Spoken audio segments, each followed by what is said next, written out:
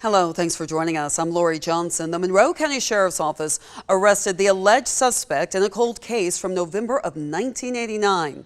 A young woman was found strangled to death and left off Interstate 75. Remy Cohen shares how the Sheriff's Office says they made a break in the case. I'm off Interstate 75 near the Johnstonville Road exit. 30 years ago, deer hunters found a woman's body back in the woods near here. The victim was 23-year-old Mary Wilfong. That's according to Sheriff Brad Freeman of the Monroe County Sheriff's Office. He says both the suspect and the victim were not from Monroe County.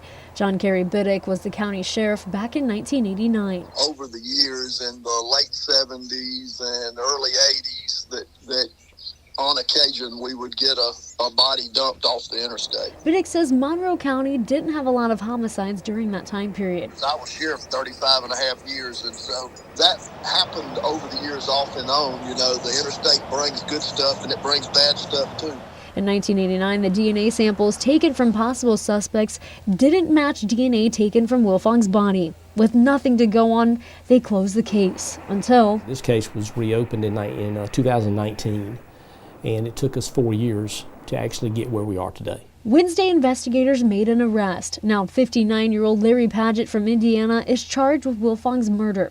Freeman says Paget is a truck driver who they believe picked up Mary Wilfong, sexually assaulted her, then strangled her to death. So how did they connect him to the crime? We had to do genealogy DNA, which was very time-consuming. Sheriff Freeman says they resubmitted DNA evidence and got a hit. It wasn't a direct match, though. It ended up being Paget's distant cousin. But investigators knew they were looking in the right place, and so they kept looking, until eventually we came up with 3 brothers.